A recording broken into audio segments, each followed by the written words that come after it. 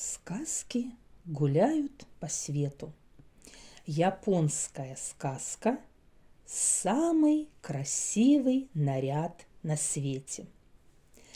В старину, далекую старину, были у ворона перья белые-белые.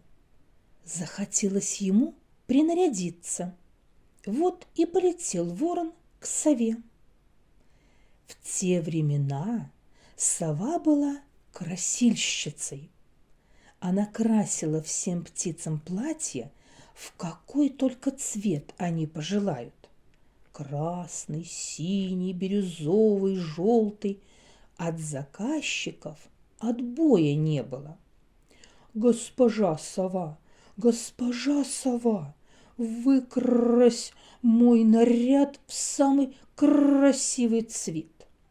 Я хочу весь свет поразить своей красотой». «Угу, могу», — согласилась сова.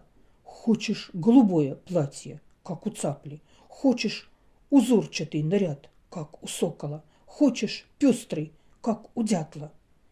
«Нет, выбери для меня цвет совсем невиданный, чтобы другого такого наряда ни у одной птицы не было». Стряхнул с себя ворон свое белое оперение, а сам улетел.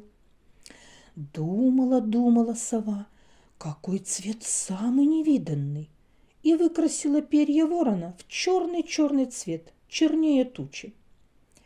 Прилетел ворон и спрашивает: «Хорош ли наряд у меня получился?»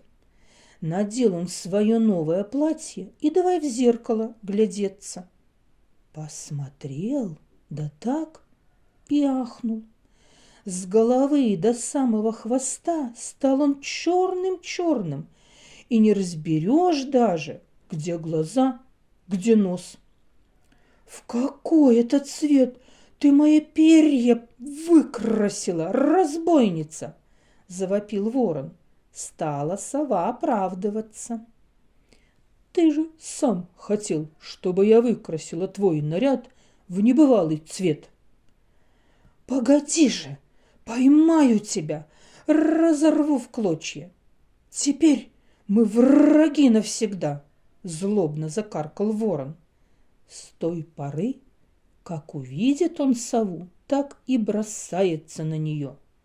Вот почему сова днем прячется в дупле, не показывается она на свет, пока ворон летает.